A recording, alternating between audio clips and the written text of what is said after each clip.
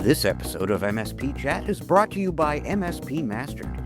If you like co-host Eric Simpson's Tip of the Week, you'll love the comprehensive growth advice Eric and his team provide at MSP Mastered, your go-to resource for overcoming business challenges, improving service efficiencies, selling more profitable MRR agreements, and increasing the value of your MSP business. From sales and marketing to service delivery to hiring and retaining high-performing talent, MSP Mastered offers access to over 90 online masterclasses, 150 on-demand webinars, and 250 advanced MSP tools resources, along with regular group coaching sessions and unlimited strategic email support, all for one all-inclusive membership fee. Unlock your true MSP potential by joining MSP Mastered today. And 3, 2, 1, blast off. Ladies and gentlemen, welcome to another episode of the MSP Chat Podcast, your weekly visit with two talking heads talking with you about the services, strategies, and success tips you need to make it big in managed services. My name is Rich Freeman. I am Chief Analyst at Channel Master, the organization responsible for this show. I am joined, as I am every week, virtually this time, by your other co-host, our CEO and Chief Strategist at Channel Master. His name is Eric Simpson. Eric, I think I know the answer to this question, but how you doing?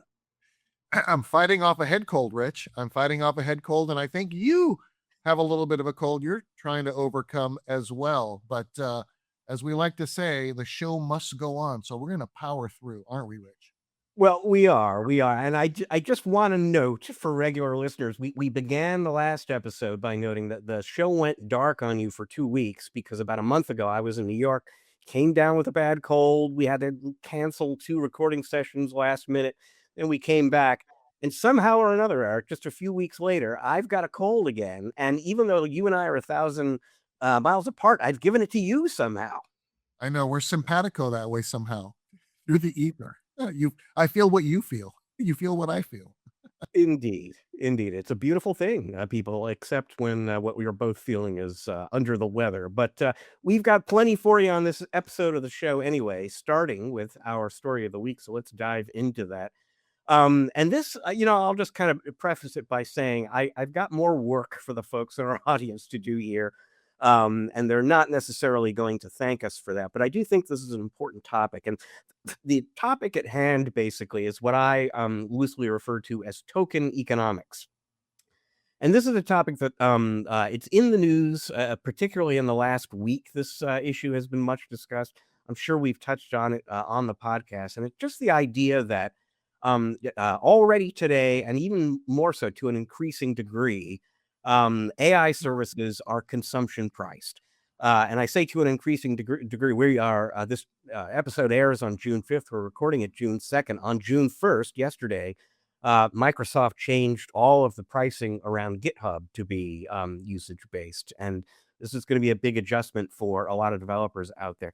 I think the big picture story is that over time, the companies responsible for these models and these tools are going to have to kind of cover their variable costs by charging on a consumption basis.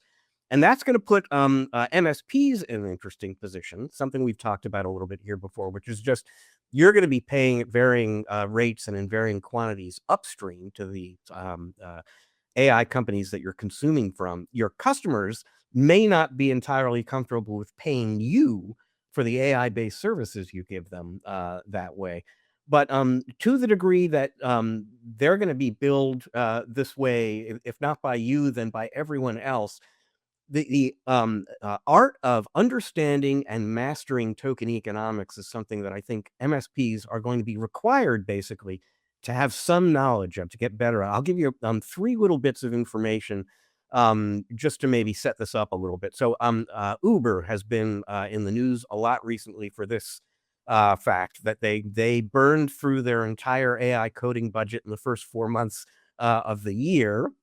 So that's been reported a lot. What's been reported less, and I found very interesting, is that today 70% of the code that Uber commits originates with AI, and 11% of their updates are created entirely by AI with no human in the loop at all. So when you hear about Uber saying we burned through the year's budget in 4 months, that's not some token maxing thing where there's a leaderboard and people are trying to get on top. Like, this is the AI coding tools doing what they're supposed to do and delivering value. And the complicated question for a company like Uber or for your clients as an MSP is, how do I measure the return on that investment? How do I optimize my spend so that I'm not sacrificing that return, but I'm also not overspending? I also have some degree of sanity in terms of what I budget when I'm at. They're going to not, your customers are going to need help with that. You're going to need to be in a position to give it to them. Recent research results that I came across, a company called Digital Root asked a whole bunch of businesses and found that only 8% of organizations out there are extremely confident they understand what delivering AI services to users and customers costs them. They're spending money on AI. They don't feel terribly confident whether or not they really understand how much they're spending or why they're spending that amount. And only 23% rate themselves as highly accurate at forecasting AI-related usage cost and revenue fluctuations. And obviously, being highly inaccurate at that can have giant bottom line implications for a business. So again, another reason why your customers are going to want and need and probably start asking you for help on predicting these things and managing these things. And I'll add on one other piece. Part of what makes this whole issue so complicated is it's not just that it's very difficult to predict in advance how many tokens you're going to consume in a given month. And it's not even that the price of those tokens is like a moving target. The model makers are adjusting their pricing schemes all the time. They, excuse me, they roll out a new model with different prices attached to those tokens. All of that is true. But then you start thinking about all of the different variables and complexities here. So I've got the Claude desktop app on my laptop. It's open most of the time.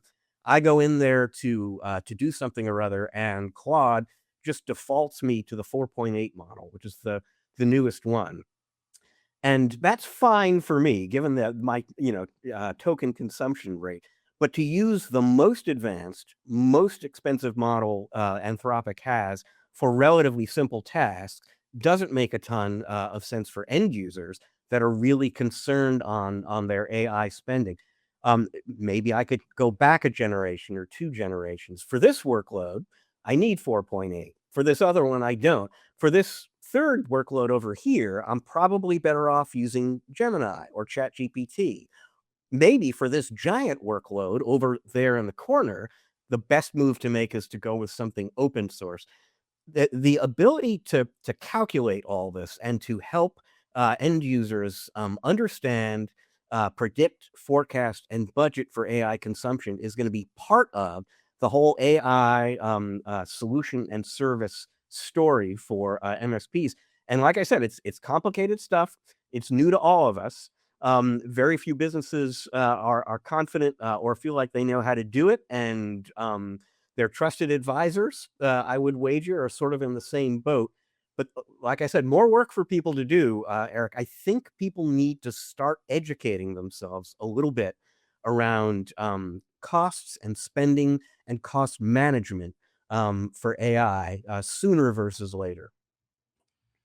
I feel your pain, Rich. I feel your pain because I'm jumping around between models myself. And then, what's the most frustrating thing? Because I'm not, in some of these LLMs, like Claude Cowork, for example, right? We use it at Channel Master and MSP Mastered, and you can, like, it'll run out of tokens, like in the middle of, a vibe coding session, and it drives me nuts. It's like, oh, you'll be able to log back in like in 3 hours and finish this. Well, by that time, the memory's got to be rebuilt and the whole thing. It's a nightmare.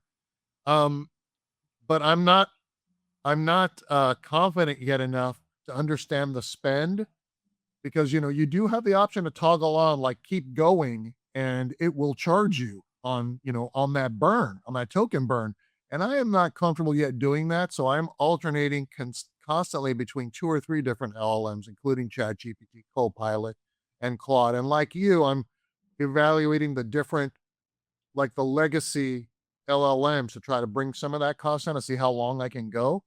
But it is, and I think it's a challenge that occurs when a user has gone beyond what a flat fee typical subscription delivers for their workload. So for instance, Rich, if we position this in a different way, we could say, hey, there are going to be some end users in your customers' environments that are fine with the, one or two or three subscription models of one of these LLMs. But then you're going to have some power users that, like us, Rich, we will be, you know, hitting our head against the ceiling of some of these pre-built kind of, batches of tokens. And what makes it even more challenging is it's a mystery of how to figure out how much token burn you're going to spend based upon the subscription model you're in. Because I've done a little research, I'm sure you have too, Rich, is like, well, they don't really tell you. They just tell you you're going to get double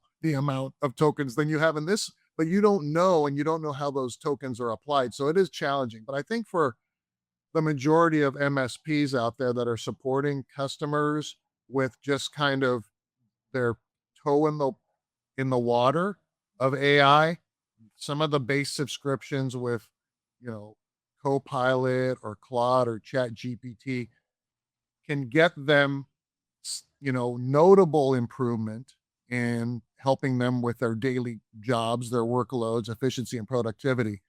But then I think this now starts bleeding into the VCAIO role, where you're now assessing the need of different users in an end customer's organization to see if, in fact, there needs to be a little bit more horsepower for some of these VIP users or somebody else, or or not. And then how do we then layer our services on top of that? So, AI is a great opportunity. It's changing the world. It's got a lot of promise in helping businesses and MSPs themselves improve their service delivery.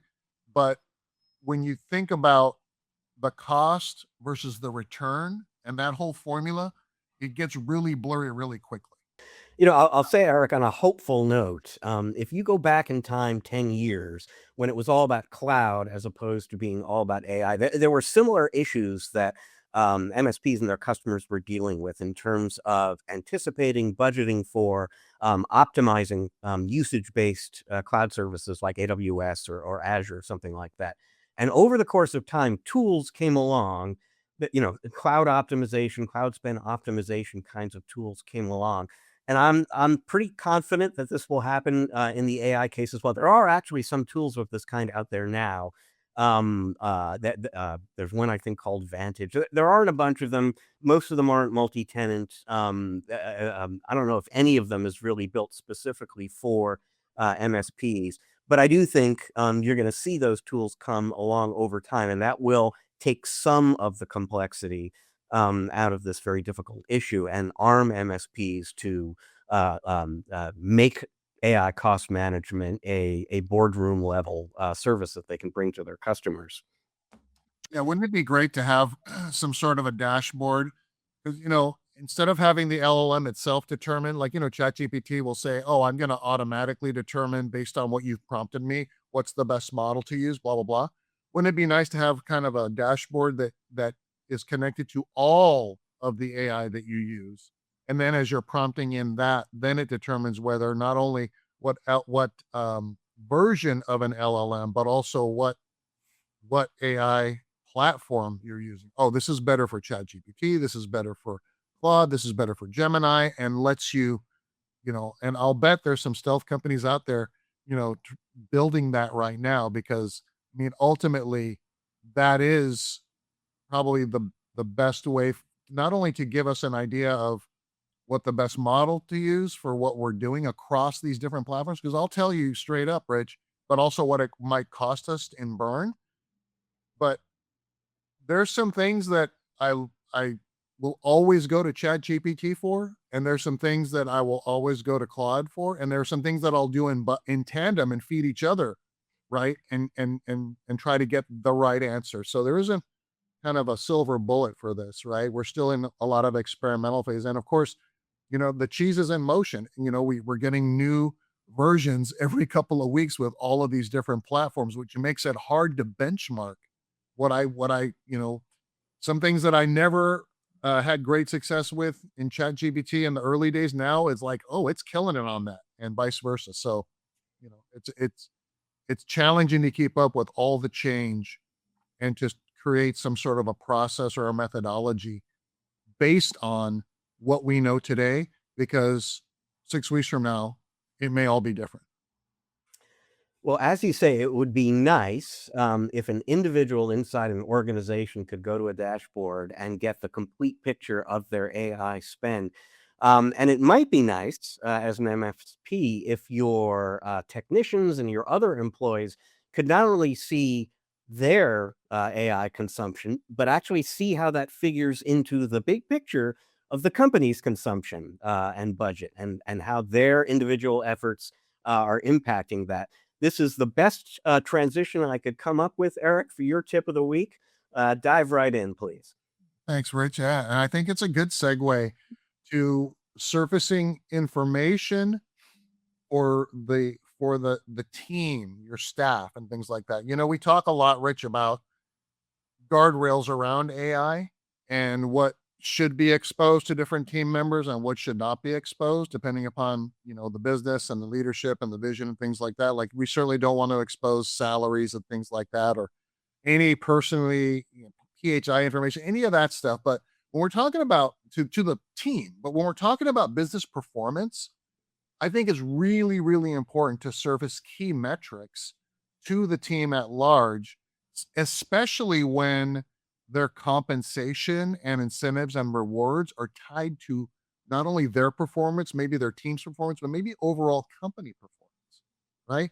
So, what we can do today to address this challenge that disconnected teams have in terms of feeling like they are part of the organism that is the organization. Connected teams tend to perform better and tend to collaborate better internally when we're surfacing performance metrics that everyone is incentivized to achieve. And this goes all the way down to, like, in the most basic sense, Rich, some MSPs may think, oh, well, we don't really have incentive programs and things like that. But you do give out some sort of, you know, Christmas bonuses and things like that based on different factors, right? I think that's the very, entry level kind of perception of, do I receive some benefit from the hard work I put in beyond my paycheck, and what drives the needle for the organization. Now, Rich, this definitely requires the company to be performing in a profitable manner in order to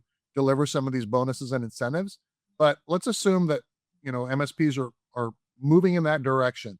What are some key metrics that an organization can publish and make available to the team at any time, and certainly be presenting them during all hands meetings, right? And things like that, to show the organization the path of that show the team the path of the organization is on, and how their individual or group or team contributions help fuel that. So start with just a couple, like, gross profit. I think that there's a huge opportunity to gain buy-in and collaboration when we are setting targets for increasing the organization's gross profit over time, and how each team might be contributing to that gross profit number, and incentivizing and rewarding teams and individual team members to help achieve that. And you can see this happen across different business units, which is not just the service delivery department that helps drive gross profit. It's also, the sales and sales engineering teams, where we're making sure that we're pricing and bundling our services to hit those GP numbers. And then when we're delivering these kinds of metrics and connecting teams together to see how each of them participate as a unit to achieve these performance targets, we're starting to see teams start to work better together, and to not, feel like, oh, you're asking me to do something that's, outside my wheelhouse, or I'll put that, down my to-do list. If I'm an engineer or a sales engineer, and one of the sales team comes to me and says, hey, I need help pricing this proposal, and we've got a GP margin hit, I, as a sales engineer, know that I have maybe some insight that could contribute to assisting that sales team or that sales person to make sure that when we are pricing that proposal, we are at least targeting that GP number for the overall growth goal of the company on a quarterly basis. We should measure these at least, right? Not more often than that, I would say. But also when that deal closes now it becomes incumbent on the project management team, the onboarding team to make sure that we're hitting those numbers and we're as efficient as possible because we're also contributing to the realization of the promise of what that proposal reflected in terms of what we expect from a gross profit or gross margin perspective, and we're measuring along the way. So once we're all rowing in the same direction, it creates another set of or another level of awareness for the team, right? And when we're incentivized together and we're rewarded as a team or individually, right? We can get into some how to create rewards and incentive programs on another podcast, but it just helps to reinforce that teamwork wins. We can overcome these growth challenges and win, and it connects the team together in a way that mature MSPs and mature organizations work. And so help us to achieve these outcomes and help folks raise their hands, Rich, when they find, hey, this isn't efficient or we should do it this way. Let's become very much more vocal because once we own it, then we feel compelled to make sure that we're doing everything that we can in a constructive and respectful manner to make sure that we're hitting these targets. Yeah, I like it a lot, Eric, and I would say own it and understand it. The only thing that I would add to this, you're talking about gross profit, for example, and you tell me how many very intelligent MSP founders you've had to explain what gross profit is, and how do you calculate that number and why does it matter? So by all means, get the whole team on the same page about some critical business metrics, but make sure everybody understands at some level what that metric is and why it matters. And therefore, by extension, they'll be able to kind of see how they can kind of contribute to improving that metric. But this is what we as an organization are pulling towards. Here's what those numbers mean. Here's why that matters. And that creates a whole new incentive structure, independent of the rewards and so on you're talking about, to get everybody pulling in the same direction. Yeah, Rich, and I picked gross profit as a number one because that's at the end of the year. This is what we're being measured against, especially when we're trying to build equity value in an organization for an eventual exit. A couple of other KPIs would be like net revenue retention. Like, are we keeping the revenue that we are actually closing? Are we churning out customers? There's probably 4 or 5 really key ones, but I would start with, a GP percentage growth quarter over quarter, right? And certainly not sliding backwards. And the net revenue retention. There's, CSAT is important. We've talked about some of these metrics in the past, right? So if everybody is pulling together around some of those key metrics that ensure that that the service that we deliver is as profitable as possible and meeting those minimum requirements, we're not churning out, or losing customers because of not, us delivering service and satisfaction to them. Of course, they're going to churn out because of things we can't control, like they get acquired and, then another organization now is delivering services to them. We understand that. But how do we maximize the awareness of the team around what the role of the organization is?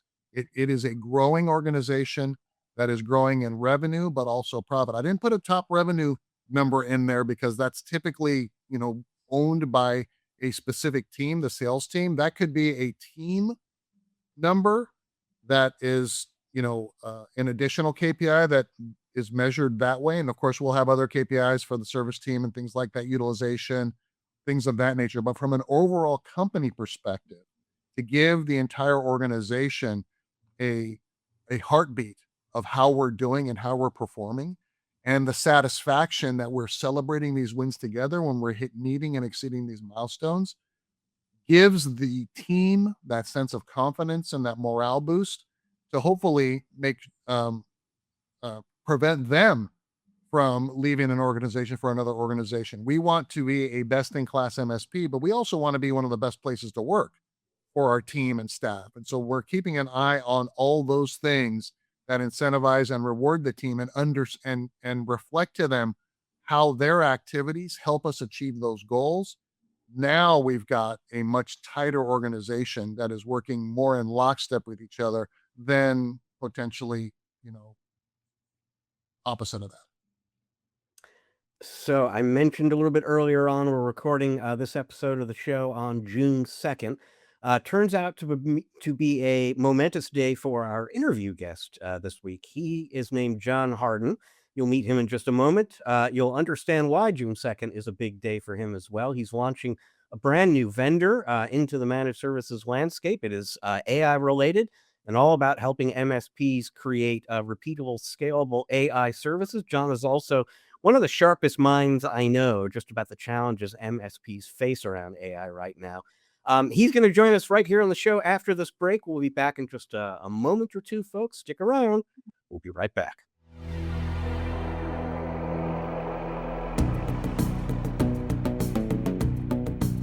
And welcome back to part 2 of this episode of the MSP Chat Podcast, our spotlight interview segment, where we are very pleased to be joined by John Harden, who I can now officially describe as the CEO of Lemhi. This is actually a new title and a new company for him. John, welcome to the show. Hey, thanks for having me, and thank you for nailing the name. I've heard all sort of variations of it. You got it spot on. This is a good little prompt on your part. We will get into that. Actually, you have revealed the origins of that name to me in the past, but I'm sure there are going to be people interested to know that. So we'll get into that in a bit. And in fact, we'll get into Lemhi in a little bit down the road. But until we get there, for the benefit of anyone in the audience who doesn't know you, how you got to where you are here today launching Lemhi, I'd give folks a little bit of information about who you are and your background. Yeah, John Harden, pleasure to meet anybody listening to the show. My background is basically MSP. I don't know any other way to write that story. 17 years in the space, started as a tier 1 tech, worked my way up, left that MSP to build a SaaS company that ultimately was in the contact center voice era that didn't make it as we went through the current live world we really live in, where telecom isn't the big industry it was when I was out there. Launched another business off of that one called Saslio, which was around shadow IT, and now a raging kind of concept with shadow AI, of course. And then got acquired by Authic, where I spent a handful of years doing really fun work over there. It's an amazing organization, grateful for that tenure.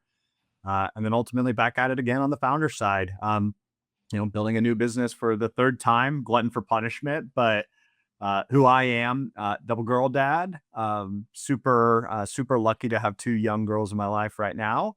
I'm a software architect. It's a weird nuance that most people don't know, but I'm a builder.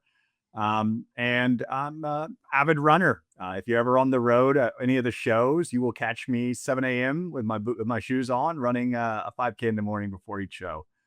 So a little bit about me.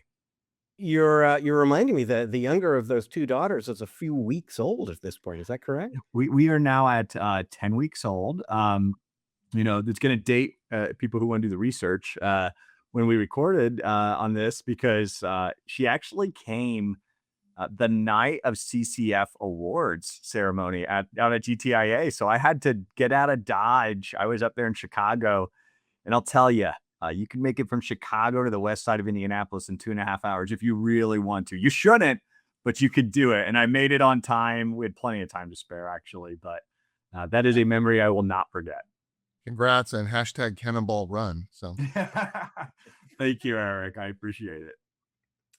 So we are recording this interview on June 2nd. June 2nd is officially the day that Lemhi is launching. Lemhi, as we'll get into in a bit, Lemhi is specifically designed to help MSPs come up with a customer-facing AI offering that they can kind of build around. And that's kind of the topic, that the challenges around that, the strategies that make sense around. That's kind of why I wanted to have you on the show. Eric and I have spoken on the show recently about this issue when I was at NerdioCon a few weeks ago, and I asked the Nerdio executives, what are you hearing from MSPs about AI? And their big takeaway was, very interested in getting into the market, trying to figure out how. I was at an ASCII group event here in the Seattle area last week, exact same thing. Earlier this year, maybe it was last year, you spoke personally and at length with 100 MSPs about this question to sort of understand what they're thinking and what they're struggling with. So give folks in audience a sense right now for how common or uncommon it is for an MSP to have what they would describe as a customer-facing AI strategy, and what issues they're running into around that. Yeah, that 100-day, 100 interview sprint, I called it my therapy sessions. I just said, tell me all the problems you've got. And so a lot of free therapy there. And it was fun. I built a lot of the thesis of things for my business around that. But we ran into like a handful of different, what I wouldn't call blockers, but things that are making MSPs struggle. Um, the first one is a lot of MSPs still have a lot of internal transformation to do. I really highly advise that if you haven't done that AI transformation yourself, you have to be customer zero before getting to customer one. And so that was something that kind of surprised me, but it doesn't shock me that we haven't done a lot of the transformation ourselves. The next area that we got into was kind of this, I called it the 10% and 90% rule. When I started talking to MSPs about what they're offering, the two most common buckets out there right now are data readiness and AI readiness. And Microsoft kind of coined that term. Chris Ryan, another amazing community member in our space, likes to say, we're not getting them AI ready, we need to get them AI enabled. And there's nothing, I think AI readiness is actually right there on the cusp of what we need to do as an industry to do it all right. I have some opinions at Lemhi here that I can talk about later, but the first space is AI readiness. The challenge with it is it's unsexy. It's not exciting to sell cleaning data up. It's not, energizing. The customer doesn't feel value until after it's done. And that value after it's done is when they get Copilot or Claude or whatever tool they get. So that motion is one of them. And the second motion I'm seeing a lot right now is like custom agents or out of the box agents.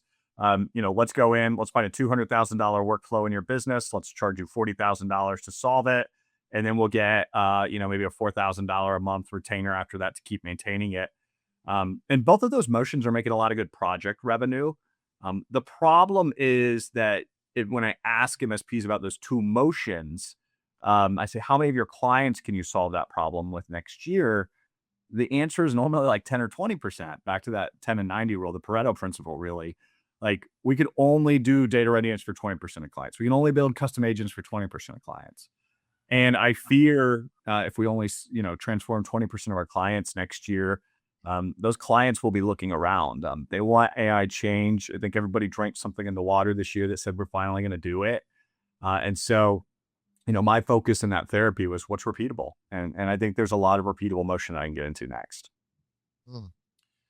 John, I want to unpack a couple things you said there. But first, the idea that MSPs are looking for solutions to deliver to their end customers when they are not yet ready themselves is one thing that we talk about.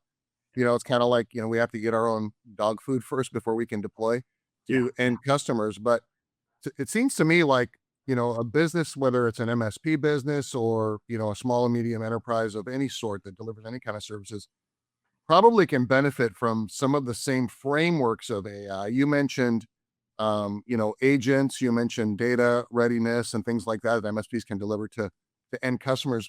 But when you spoke to these MSPs, what are the specific things that you heard from them that their customers want most out of AI? Can you share that? It's got to be more than just kind of license management and things like that. It's got to be something uniquely different that drives more of that, the growth needle for those end customers. So what are you hearing that end customers are wanting from their MSP specifically?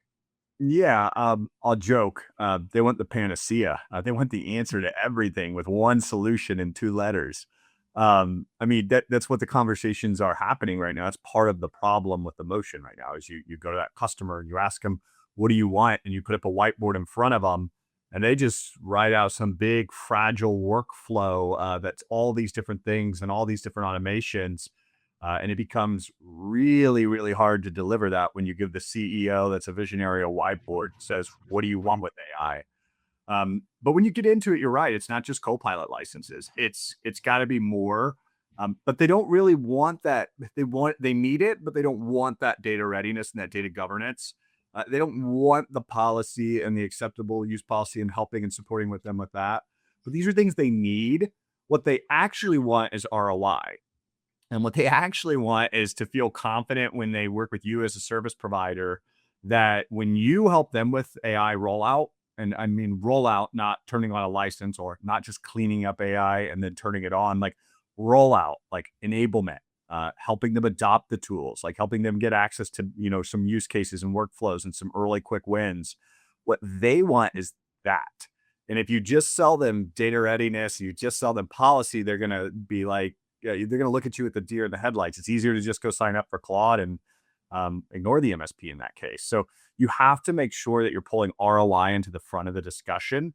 And my one piece of advice to service providers out there around ROI is ditch the whiteboard and come in with repeatable. There's so much value already in just basic Gen AI. Like everybody has access to Copilot. Everybody has access to Claude. The delta between somebody getting 10x out of Claude and Copilot and 1x is often enablement. It's the delta between I know about this use case and I know how to run it in my business and I know how to, for instance, get email drafts in my inbox autonomously without having to do it. And the user who puts in a prompt and gets nothing out of it is really that enablement, that training layer. So I don't hear a lot of customers in the insights saying I want it, but when you present it to them that way, they go, actually, that's what I want. I don't need a license. I need activation of the licenses. I need somebody to guide me through how to get value out of AI. The data supports it. Most AI rollouts are in the murky middle right now, according to Microsoft. So A quick follow up on that, though. I mean, I think everybody's trying to figure out how to deliver that promise of ROI to end customers as an MSP. Are there some low hanging fruit opportunities that are the hooks that get the end customer to think, oh, that's exactly ROI that I need? Is it like a sales focus? Is it a financial focus? I mean, have you gotten any of that kind of data? Like, can you give our audience some specific areas where the conversations tend to be more sticky? yeah, the general leniency when you think about it is like some custom bespoke flow for their business. That's what you think is what they want. And it is ultimately what you should deliver at some point in the relationship. But we have a survey component of our platform. And when we ask employees, not the stakeholder that we're talking with on our VCIO engagement or the stakeholder at the C-suite, when you ask the employees what they want some really boring stuff, but it's really valuable. They want to know how to be able to do insights and analytics inside of Excel quicker, or they want to be able to, draft communications quicker to their clients, or they want to be able to get those first iterations on documents simpler. And while that sounds so rudimentary, if you're a power user of AI, you have to put empathy into that and understanding that our small businesses aren't power users of AI. They don't attend 6 conferences a year to learn about the newest, coolest thing. In a lot of cases, they hired us as an MSP because they maybe don't even value that technology to a degree. And so you have to remember, one of my most impactful stories during research is I did a ride along with the VCIO down to a 30-person, uniform production facility. Like they just make uniforms. And when I sat in that room and I said, what do you want? They didn't know what they wanted. When I put the things in front of them, I said, wouldn't it be great if we could, auto draft marketing, or when you could get emails drafted, or you could have a chief of staff agent remind you every morning what needs to get done. Their eyes lit up. So we just have to remember that, we are, as an industry, always the blind leading the blind, and we can't just assume that our customers want what we want. We're on the other side of transformation in a lot of cases, but we have to remember where we started. We started with the basics. We didn't start with autonomous agents and automations. We started with activating every employee to get some basic value to AI to tip that domino effect internally at our business. And that's where you really got to start if you want to help that customer get ROI. You've been circling around something I wanted to ask you about. You were talking there about the basics, which are relatively universal. You were talking a little bit earlier about the repeatability issue to keep in mind when developing an AI service. I mentioned I was at this ASCII Group event last week. I had a chance to interview Jerry Kutavas, the CEO of ASCII Group, and one of the things that he pointed out is MSPs are kind of struggling with the scalability issue in AI because every customer is different. Mhm. Therefore, theoretically, every customer has different needs. What do I build? What do I offer that is repeatable and therefore scalable? And you clearly have some thoughts about that. So, what are the right techniques for MSPs to use to kind of overcome that scalability issue? Yeah, I'll give you an exercise versus the answer. What does every desk worker do? And if you take that question, you peel back the layer, you start to realize there's a lot of things that desk workers do. They often have calendar coordination. They often have data that they need to present to team members internally. They have drafts and documents they need to actually work against. They have, lightweight, basic research and intel that they need to pull together. They've got to put plot charts together and spreadsheets and pull that data together. And I know that's not like some beautiful, again, that panacea that I started talking with. You will get them there. But what it boils down to is helping them get the fundamentals first and then moving into the agentic stuff. So the exercise I would ask if I'm an MSP is, what do my clients do and what are the basics that we can help them do with just an out of the box AI tool? Everybody has access to tooling, but everybody doesn't have access to enablement. And if you even ask that question or even enable your end clients to ask the questions themselves to Copilot, for instance, one common exercise we're coaching around is when you're onboarding the clients, have every one of those people put into Copilot, analyze my last week and make 10 recommendations on how I could have used AI to get my life a little bit easier. I believe deeply in the fact that there is no agent that you can build for any small, medium business today that will outweigh the value created if you activate the entire workforce with AI. And the question to ask is like, what are the things that every one of those workers need to do? And how do I help them understand how to use these tools? Because we take for granted AI, we take for granted how much it's usable. We still have to step back to those basics. Now, don't get me wrong, by the way, Rich and Eric, I'm not saying we sit at the basics for the next 3 years as MSPs. Their customers are going to leave us. But I propose setting that foundation. And that foundation is more than rolling out a tool. It's going through the strategy and and Eric, I'll let you go. I could have gone on for a little bit there, but I have some thoughts on what that foundation looks like if you're interested. Oh no, I wasn't. Please continue. I mean, this is good stuff.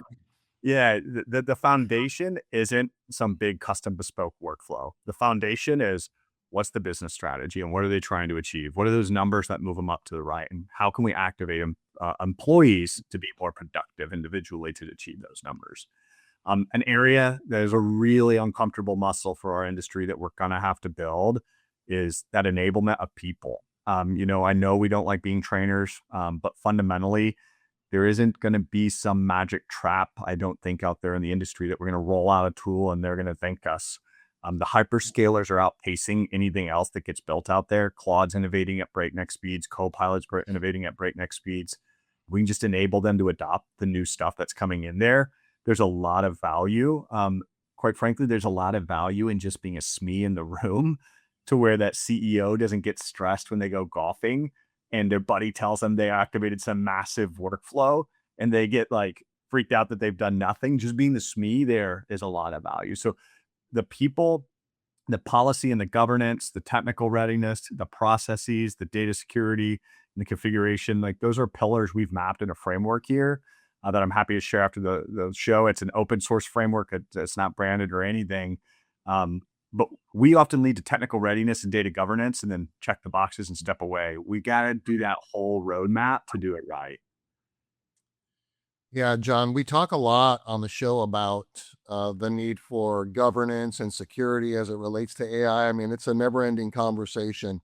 Um, what what is it that MSPs are missing Yeah. when they're trying to design something for their customers in terms of governance and security? And talk a little bit about the opportunity for MSPs to finally get these clients that have been reticent to, increase their cybersecurity posture. MSPs seem to have this challenge all the time of trying to get their customers to get to the right level of cybersecurity compliance for the MSP, not against any framework, but yeah, there's frameworks too.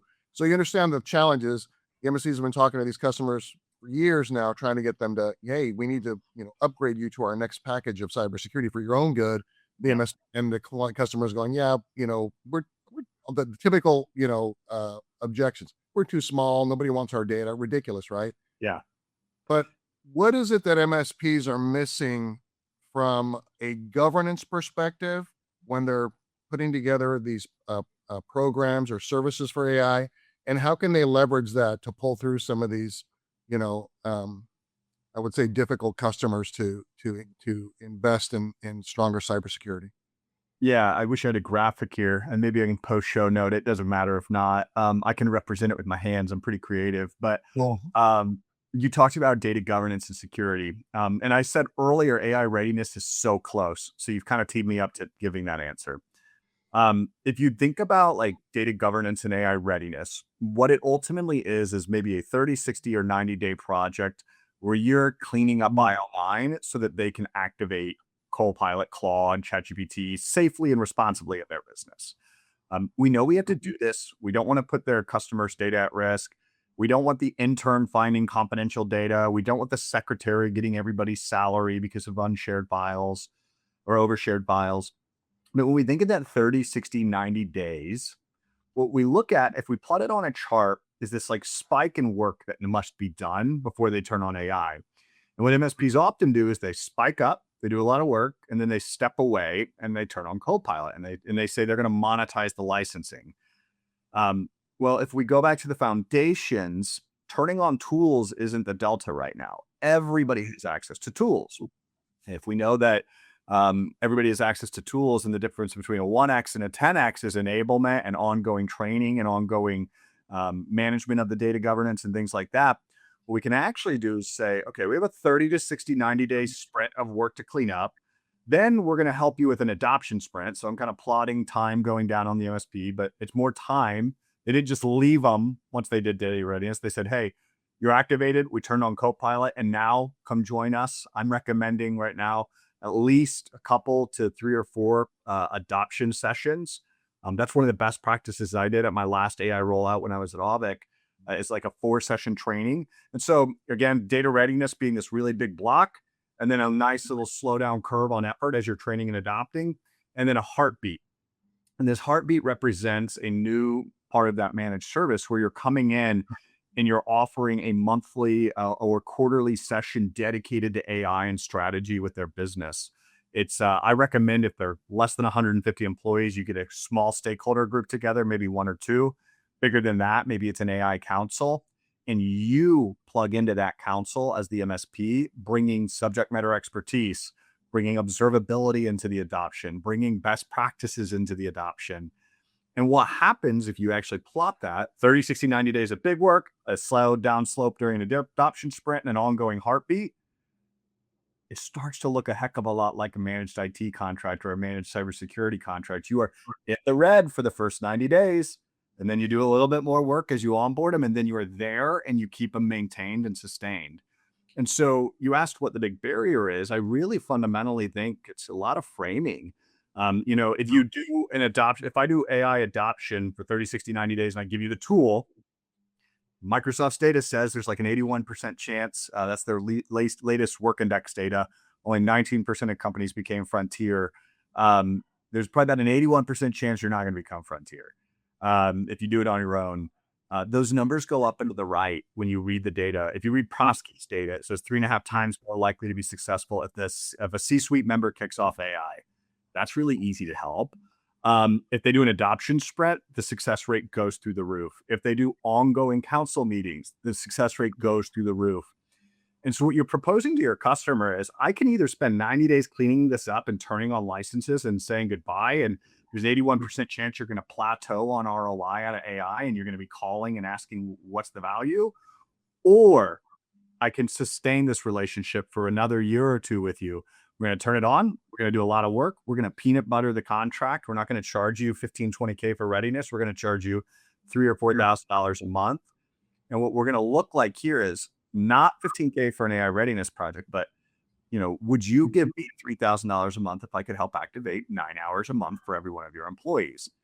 The problem that gets missed and the little adjustment here is With AI readiness, you're leaving right when the value gets created because you're turning on Copilot and in their head or Claude or whatever, and in their head as a client, they're going, oh, my MSP did nothing. Copilot's the one that gave me all the value. Yeah, they charged me for this stupid project. But if you hijack onto the value being created by the tooling, what you ultimately are doing is saying, I'm going to be there. I'm going to enable you. I'm going to dot you. I'm going to be part of this heartbeat. So when the client thinks about AI, they don't go, oh, Copilot gave me all this tool. Like when I did AI rollout, nobody went and said, oh, ChatGPT gave me all this value. They go, oh, John taught me this. John taught me that. John helped me how to do this. So the client is going to be able to look at that value created and append at least a part of that journey to you as the MSP. And so I think the biggest mistake right now is just doing the day of readiness, stepping away. That adoption sprint's a light touch engagement. The ongoing heart rate or heartbeat is an ongoing engagement. And what you could do is convert a big one-time project to a nice service layer that you can repeat over and over. And you can do that for every customer and build up the muscle. And so I know that was like a long tirade. I have a graphic that represents it a little better, but I think it's just a small change that you don't even need a tool to do. You don't need an eye. You don't need anything to do that. Just start changing the way that you're framing your conversations today, and they're going to go a heck of a lot better.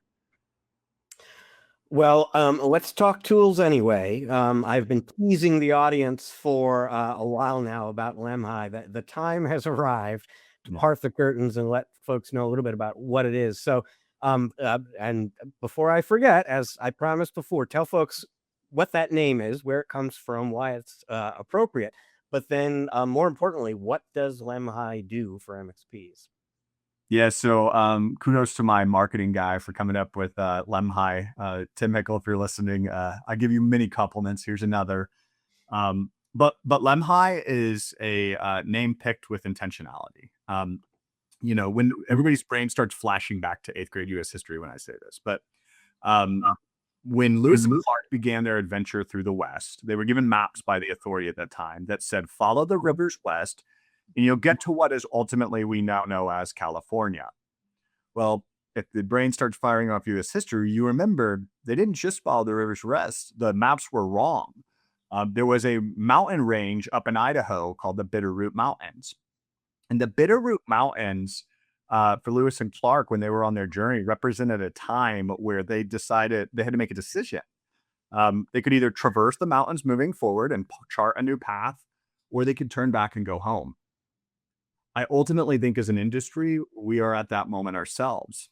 And the pass that precedes the Bitterroot Mountains is called Lemhi Pass. And it's what's represented here as a graphical representation of the Lemhi Range. So as Lewis and Clark stood in Lemhi Pass, they had a decision to make. And as an industry, we have a decision to make. Do we pack our bags and go home, or do we chart a new path forward with our customers? And so Lemhi was built on that concept that nobody knows what the map is. Look, I've studied it. I have opinions on it. I'm probably not perfect. When we flash forward in 5 years, or rather, I know I'm not perfect. But if we flash forward in 5 years, we're ultimately going to know what the answer is. But we're all in the crystal ball phase right now. Lemhi is trying to be that navigator to help you through that crystal ball phase. We're building a software solution paired with a bunch of blueprints to monetize this transformation as a service layer in your client space.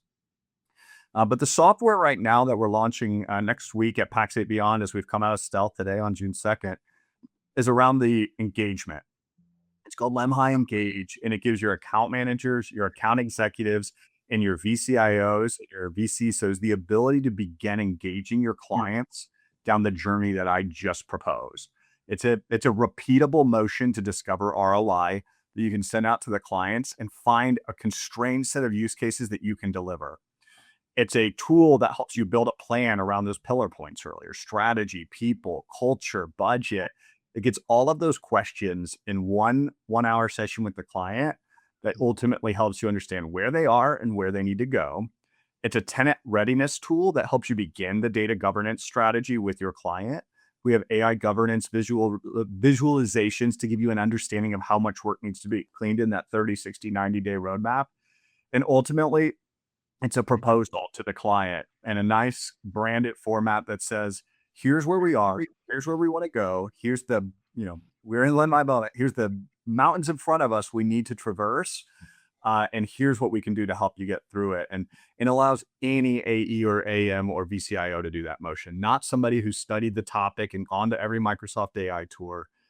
It allows you to pull that pressure, what we're hearing internally, off the CEO or off that AI specialist in your team that can have the conversation. It allows that release valve to open so that you can talk to 100% of your clients next month instead of only 10% of them when that specialist is available. So that's just the beginning. Lemhi is ultimately building a Compass module that is designed to take you through the mountains with your client. And that's that ongoing BCAIO motion.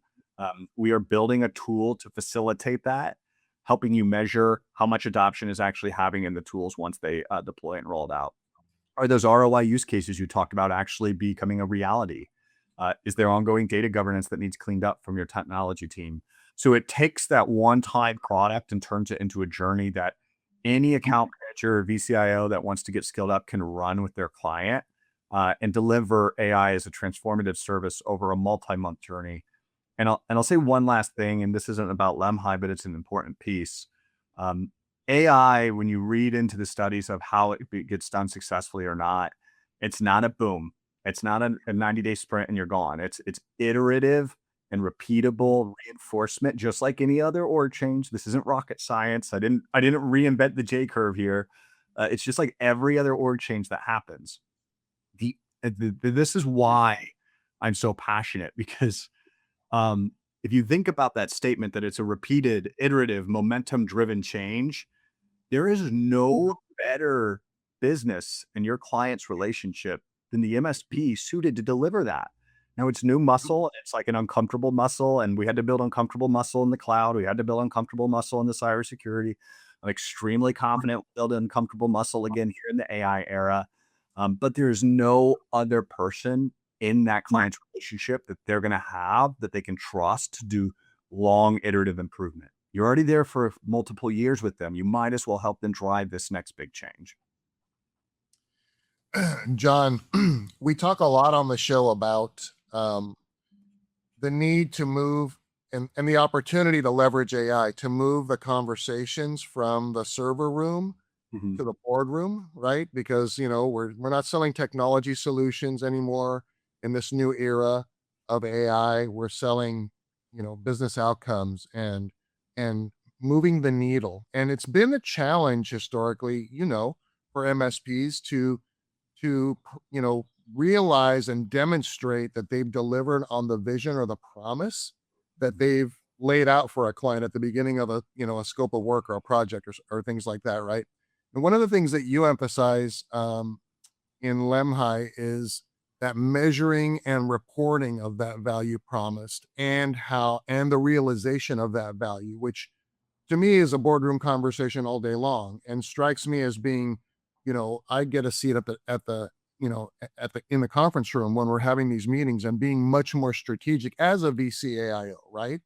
So talk about how those two metrics really help move the needle for MSPs, and what, I guess the follow-on question would be, what that forces MSPs to do as they look at the rest of their client base and try to determine what's their ideal customer profile moving forward look like.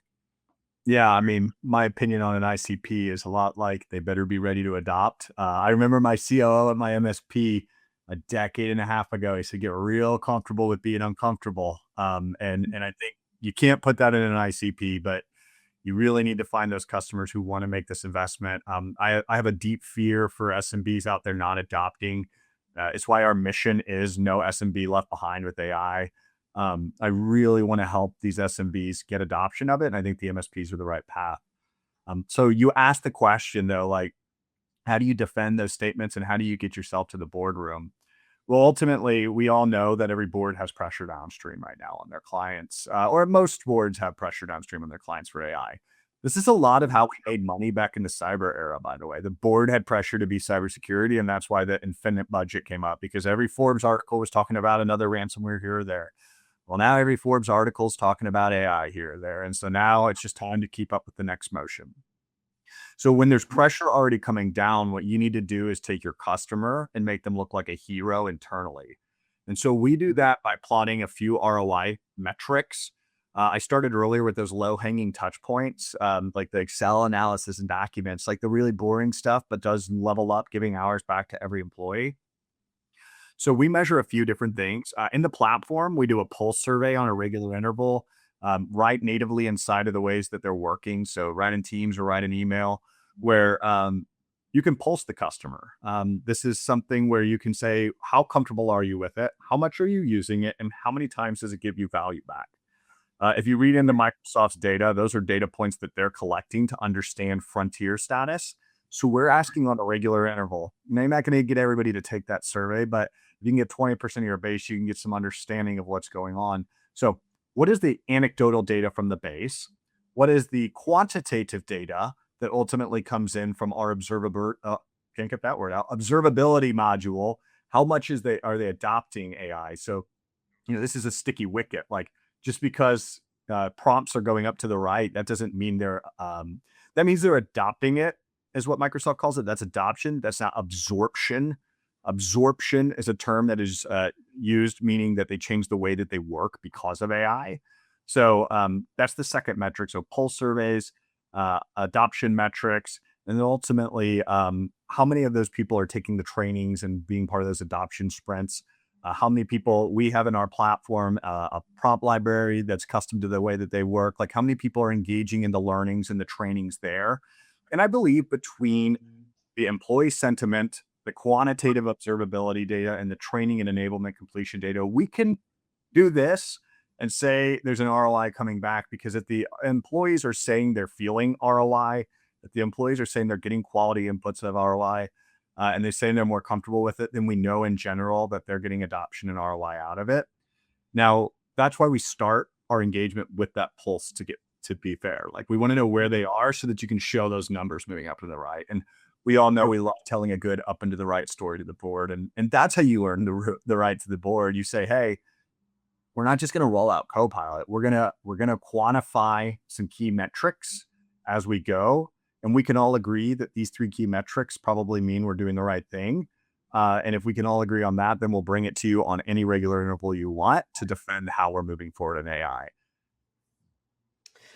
There's so much reporting going on right now about businesses adjusting their AI budget due to disappointment around results. And so I'm just kind of thinking about that. I mean, yeah, if you want to deliver AI services to your customers and make that something that is sustainable and that they're willing to invest in over time, you are going to need to help them appreciate what they're getting back, what the return on their investment is.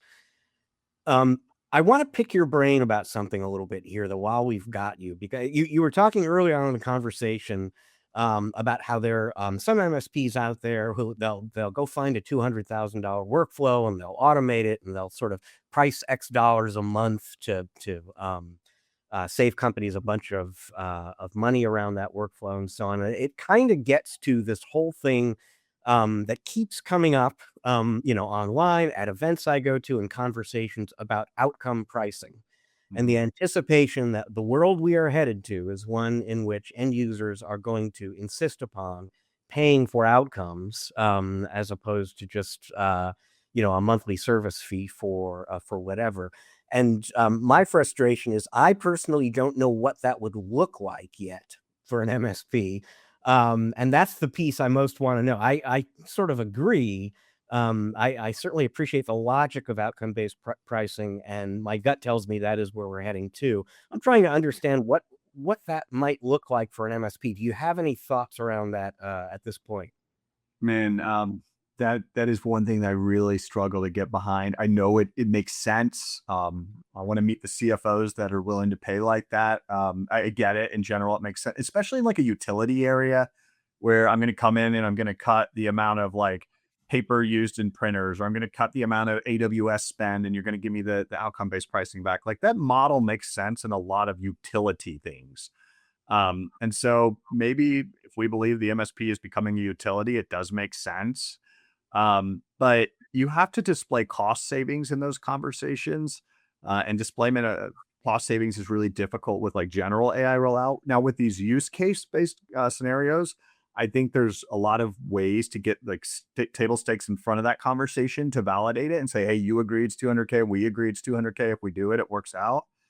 But I'll be honest, like my biggest fear is the innovation around it. Last year, ChatGPT 4.5 came out, and we all remember how blown away we were with the reasoning models that came out. Well, we've got Claude Cowork doing our job for us. We've got in Microsoft, inside of Microsoft, there's a group of employees called Frontier employees inside of Microsoft. They have access to Claw Pilot. It's an open Claw variant of Copilot. I struggle that we're not going to be in an era here in a year or two where all of that work we just built is going to be moot because now Claw Pilot can do it for me. And so I really struggle with the agents. I see it, and I'm not challenging it. There's a lot of money in it. Make sure you price it for what it is. It's a custom software development engagement. Like, do not price it differently. You need to have a monthly retainer. You need to have ongoing services to keep it afloat. So I've deviated from your outcome-based pricing for a couple of reasons, but the core reason is I struggle to see a world in the near term. I believe we'll probably ultimately get there, but I struggle to see a world in the near term, especially when the McKinseys can't even justify our ROI of AI. To find ourselves in our industries with our small, medium business customers saying we can defensively position ROI. And I want to hit one last point, Rich. I'm sorry, I know I'm a verbose speaker.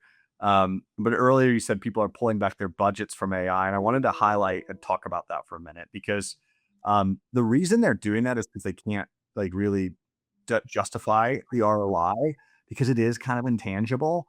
But the reason I think a lot of them are pulling back is because if you look at the 2026 work index data by Microsoft, they say that 19% of companies became frontier firms. I mentioned that stat earlier. 50% are in this murky middle. So 19% of companies with big enterprise supports and budgets have absorbed AI and changed the way they work. Those companies aren't pulling back their AI spend. I guarantee it. It's the 50% murky middle. And therein lies, again, my flag as the opportunity.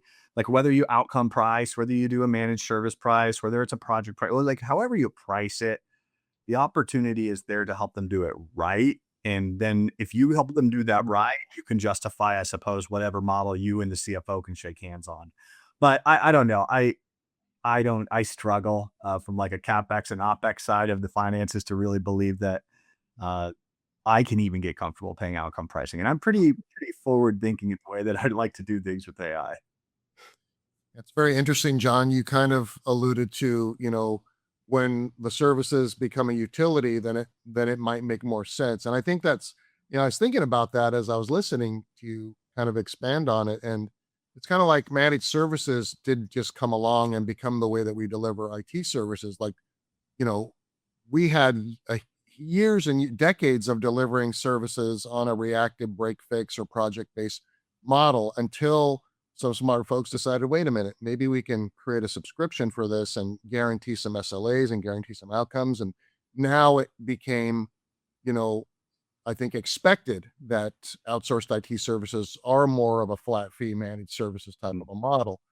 I'm aligning that with kind of where we are with AI. It's like, well, it's AI in and of itself. We're still trying to figure out, the different value propositions for agents and workflows and things like that. I kind of appreciate your perspective that says, yeah, we're kind of early days here. It's kind of risky if you try to build something and then charge for it based on an outcome where the cheese might be moved later. A different, LLM model comes in and you have to recreate everything, or the client, it's not sustainable. It's not a one and done thing, like you said, which leads me to my question. Knowing all this and knowing kind of what the potential landscape looks like here, that no one can predict in 3 to 5 years. Everybody's talking about, well, 5 years out, 7 years out. We're seeing this stuff happen in, warp speed, right? How does an MSP qualify to be a VCAIO? Like, what is it that, gives an MSP the confidence and purpose to stand up and say, we are your VCAIO, and here's what qualifies us to deliver these services for you. And this is why you should trust us.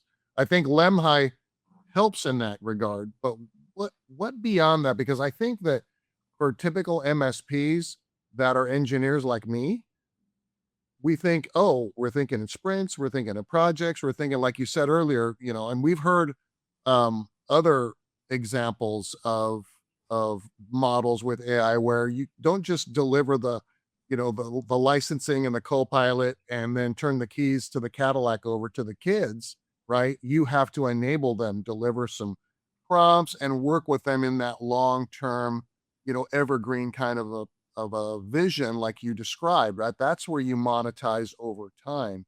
So back to my initial question. I said a lot, so No, not trying to make your verbosity here. So what are your thoughts on, any of those that I asked, but specifically around this kind of, is it an imposter syndrome for a while to be in a VCIO? And if so, where's that light? When does that light at the end of the tunnel get bigger for the MSPs? Yeah, I'll bury the lead. It's imposter syndrome. Fundamentally, this is no. Think back like 5 years ago or 6 years ago. Like we had imposter syndrome during the cybersecurity era. We had imposter syndrome when it came to cloud. I still remember reading my Azure docs. You get those core memories built into your brain. I still have a core memory of reading an Azure doc and going, I have no idea how I'm ever going to do this. It's just, there's no way. I'm used to plugging in 1950s and bonding T1s into DS3s and plugging them in. And that's how we do things. There's no way I'm going to move this to the cloud. I mean, here we are 10 years later or 15 years later, and it's done. And I had this same level of pain when I looked at the cybersecurity space. And I know we as an industry did. So like tap into that core memory for a moment. You had that feeling multiple times in your life if you've been in this industry for more than a decade. And every time on the other side of that core pain you felt, you figured it out, you delivered it. So I steal a quote from Wes Spencer here because he's so smart. And I just love his point here. We are an industry that is the blind leading the blind. We have always only been a step ahead of our customer. Like we've never been a mountain ahead of our customer. And if I'm going to go Lemhi analogies here, we've only been just a step ahead of them on the trail. And so fundamentally, we have to knock that imposter syndrome out. When our SMBs at the 30-person uniform company need help with Excel and Insights, like surely we can deliver that when we've done a lot of AI transformation internally. So I think it's a lot of imposter syndrome personally. And I think BCIOs and account managers can build that muscle pretty quickly with some intentionality. I want to hit one other point, though, that you said preceding your question around the VCIO. And you said, this lack of confidence in building something because the cheese is going to move. In software engineering, we learned a lot of principles, but one principle we learned is called the steel thread. And it's this concept that if I'm standing on a building here and I'm standing on a building here, and I want to get to this building over here, where's the bare minimum thing I do to get from point A to point B? And in engineering, it's called the steel thread. You build the minimum viable feature to get the customer the value they want. Well, I think the only thing that we could probably write in a contract today that we can guarantee without any lack of confidence is that there's going to be change in the next year in AI. And we know for a fact that if we went from ChatGPT 4.5 last year and the predecessors to that were us like playing around with, the previous models, and we now find ourselves here with Claude Cowork and Claude Pilot and all these innovations happening, we know for a fact that next year we will likely see Claude Pilot in the stream. We'll see Copilot, or not Copilot, but Cowork in the stream of our workers. And we know that we can talk to our customers and say, dear Mr. or Mrs. Customer, haven't you felt the change in the last year of all of the things happening? We've innovated inside of our business, which is why you got to be customer zero to say this. But like we've innovated our business and we know how much is going to change. We have dedicated staff who are in charge of following all this change and being there to help you guide the future of where we're headed. And we know that, these big innovations are coming. We know we've got Claw Pilot on the pipeline. You probably don't get technical, but digital employees and agentic AI on the pipeline for you. But we know it's going to change, and we want to put a VCAIO in your business today. So when your CEO goes golfing and hears from his buddy that another 40% efficiency was driven at their manufacturing firm and not mine, they know who they can talk to. And what an amazing opportunity, whether you build agents or whether you don't build agents. If you are that trusted advisor that they come to when they get off the golf course and they go, I meet with Eric next week. I got to bring up this thing that Phil told me. And he's sitting here telling you all the things that Phil told you, and you go, great, we can help you with a project just like that. You will spend so much opportunity out of this like real heartbeat layer that you're establishing with all your customers if they look at you as the answer to that panacea they're seeking for. And so that's why I argue we got to start today and like planting those conversations. Whether you build it into the managed service contract, whether you build it as a new layer on top of it, you got to make sure your customers know that you are the trusted advisor. We have to knock that imposter syndrome out because we can empathize with the decade and a half of experience, at least I can, of feeling like I was inferior to this conversation. And look, nobody's AI experts. I just started this journey January of last year. So that means what? I got 18 months on everybody. That's nothing. Like, so just break it off, like, and just get out there and start those conversations. There's no way to build muscle unless you start doing reps. All right. Well, John, fascinating stuff. Thank you so much, particularly on a very busy day, launch day for Lemhi. For folks in our audience who want to get in touch with you, learn more about Lemhi, where should they go? Made it real simple. Wore the shirt today, Lemhi. You can reach us at lemhi.com. I say all this. I'll be doing education over the next year, but we're only taking in a limited cohort of design partners between now and November. And so if what I just talked about sounds like it resonates to your business, feel free to go to our website, hit our wait list. We're reaching out to people on a weekly cadence to those people on the wait list. If this is something you're serious about, reach out to me directly. You can hit me up on LinkedIn, john.harden@lemhi.com. I'm always happy to have a conversation. And Rich, you said it's a busy day, but like I've said this to you before, I read your news higher priority than the majority of the news out in our MSP space. Like I will always take the time to talk with you, Rich. So thank you for having me on a busy day. Well, thank you very much for those kind words, John, and congratulations on the launch of Lemhi. For folks in our audio-only audience who can't see the shirt, that's lemhi.com if you want to check the product out and learn more about it. Well, folks, at this point, Eric and I are going to take a quick break. When we come back and rejoin you on the other side of that, we're going to share some final thoughts about this very interesting conversation with John Harden, have a little fun, wrap up the show. Stick around. We're going to be right back.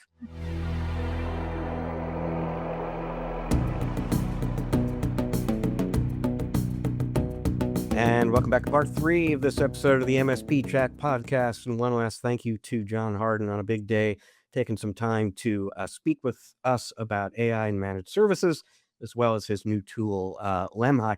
So many dimensions of that conversation we could go into, Eric. I told you, John is somebody who thinks at a very deep level about the challenges that MSPs face around monetizing AI services for their customers right now. He had all sorts of interesting thoughts.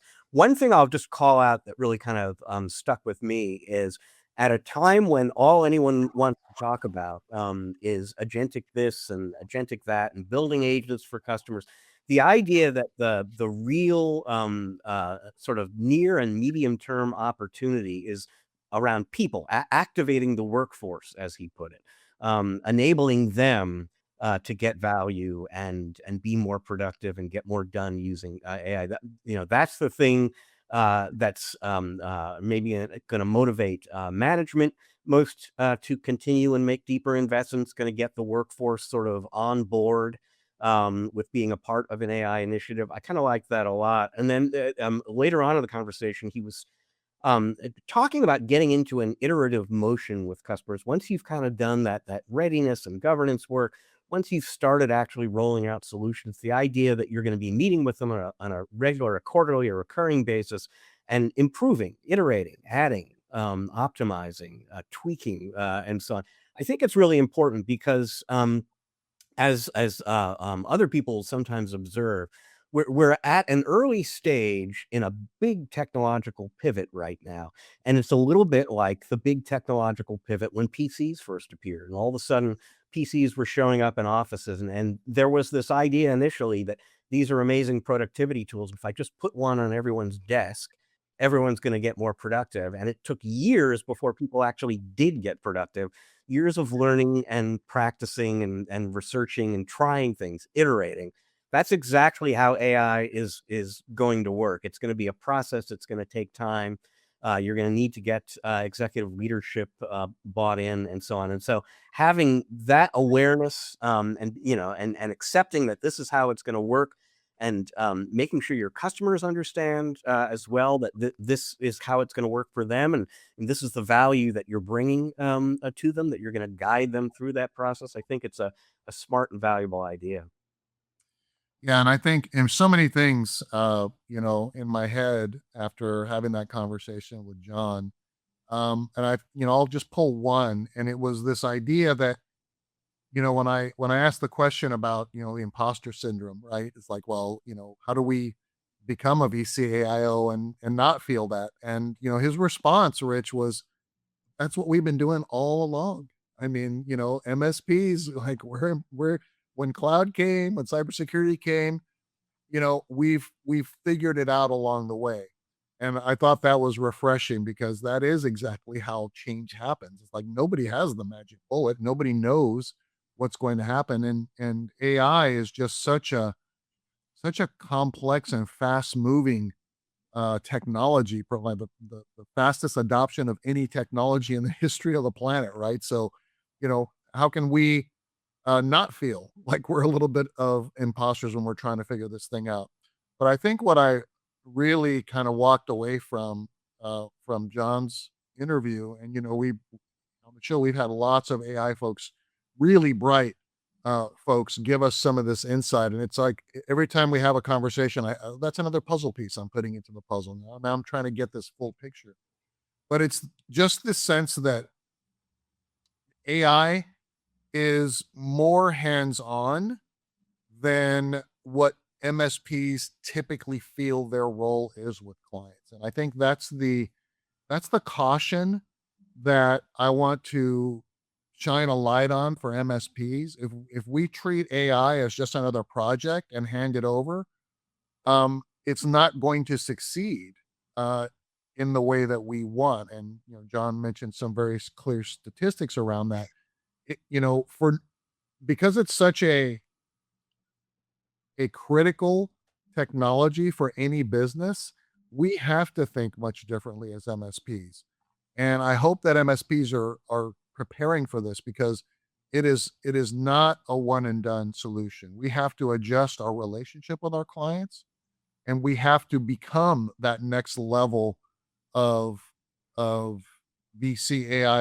or strategic partner to the organization, and have much more different conversations than we might have had in the past. I know when I started, as an MSP, Rich, we were selling solutions, technology solutions, and we weren't selling business outcomes. We weren't having boardroom meetings or any of that. Now, today, mature MSPs are having those conversations. But the majority of MSPs, as we've seen from industry reports and statistics, they're taking a little bit of a wait and see attitude toward this.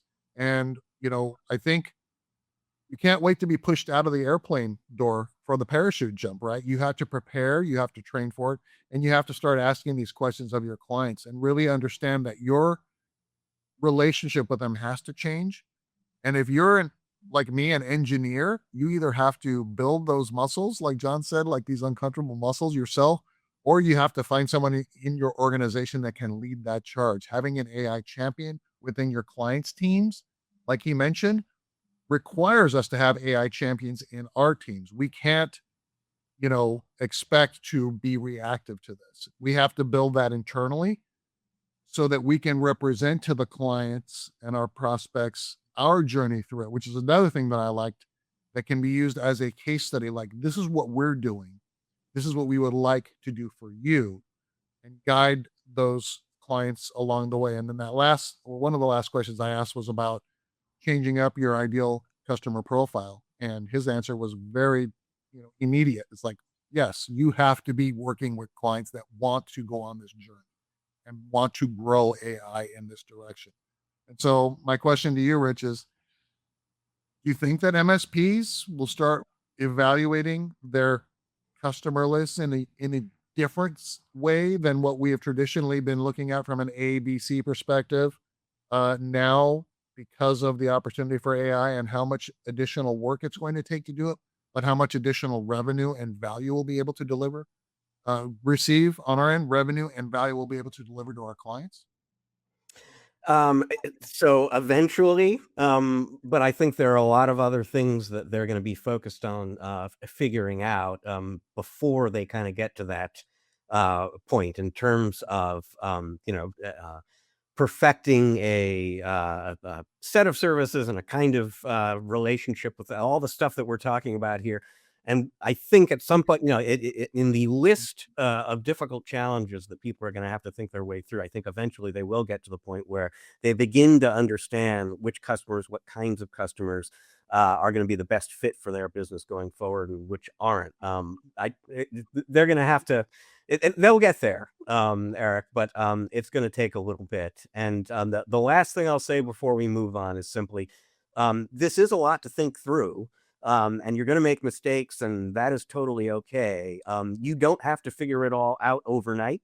You don't have to perfect any of this within the next 2 weeks, but you do need to kind of get started and just get that iterative process in terms of what you deliver and what your customers get from you sooner versus later. The sooner you start, the better, the sooner you're going to get good at it. And folks, with that, we are left with time for just one last thing. This is a little timely for me. About 5 weeks ago, Eric, I left a pair of prescription sunglasses behind in an Uber. Very expensive mistake for me. And that is why this headline from today's news jumped out at me.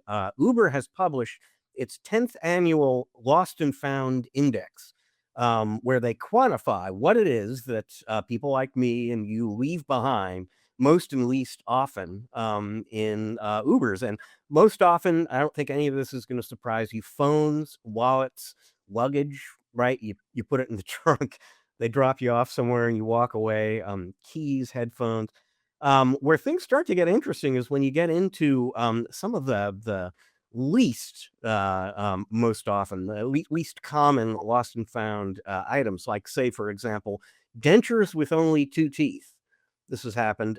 Breast milk. I'm guessing that would be an unpleasant surprise to realize you left that behind. You might need it. Something identified only in this news article I'm looking at as 420 donuts. I don't know exactly what those are, Eric, but I can guess. And they have been left behind in Ubers before. So have live fish, live butterflies, and in one case, at least 2 trees. And that one I'm really trying to figure out. Was that in the back seat of the car? Was that in the trunk? How do you bring 2 trees with you to an Uber ride and then just forget about it? Rich, I remember one time we were podcasting at an event and I left the table throw in the back of an Uber, if you'll remember. And I had to go back and try to figure out what happened to that table throw. It all worked out in the end for us, though. So what happens with this list? I mean, was there any guidance? Were there any tips from Uber to say, hey, if you think you left something, here's what you do? And did they give you anything there? Or was it just like, here's our report, guys. Keep an eye on your stuff. I was focused mostly on the report, the results. So I don't know actually if they provided guidance on that. It is something I was thinking about a little bit because it honestly didn't even really occur to me. Is there a way for me to get in touch with Uber and ask, hey, did somebody report sunglasses that are useless to me because they're in Rich Freeman's prescription? Because if there's a way to get that back, it might be useful. That there must be some place you can go for that. It's probably a low percentage probability that it'll all work out for you. But yeah, I don't know. Yeah, in the table throw scenario, I pinged the driver, right? Because you still have the ability. I think you still have the ability. And then I also pinged Uber. Uber was less than helpful. Like, they were like, no. The driver was like, oh yeah, let me, yeah, here it is. Let's connect and I'll get it back to you. So that was nice. And that is an actionable tip for our audience. That's what I should have done with the sunglasses. Keep that in mind, folks. You drop something behind, leave something behind in the Uber. Don't contact Uber. They're getting approximately 1 million such requests a minute. You want to contact the driver. say I made a mistake, see if you can work something out. Well, folks, that is all the time we've got for you this week on the show. We'll be back in a week's time with more for you. Until then, I'll just remind you this is both a video and an audio podcast. That means that if you're listening to us right now, but you'd like to check us out on video, you can go to YouTube. You're going to find us there. If you're watching us on YouTube, but you're into audio podcasts, you can go to Apple, Google, Spotify, you name it, wherever you get your audio podcast. You're probably going to find us there too. And wherever it is you find us, please subscribe, rate, review. It's going to help other people find and enjoy the program just like you do. This show is produced by the great Riley Simpson, part of the team with us here at Channel Mastered, where we have an end-to-end set of services for helping vendors build, grow, optimize thriving MSP channels. You can learn all about those services at www.channelmaster.com. Channel Master has a sister organization called MSP Master. That's Eric and his team working with MSPs to help them grow and optimize their business. You can learn more about that at www.mspmaster.com. So once again, we thank you for joining us. We'll see you in a week. Until then, please remember, as we always urge you to, you simply can't spell channel without MSP.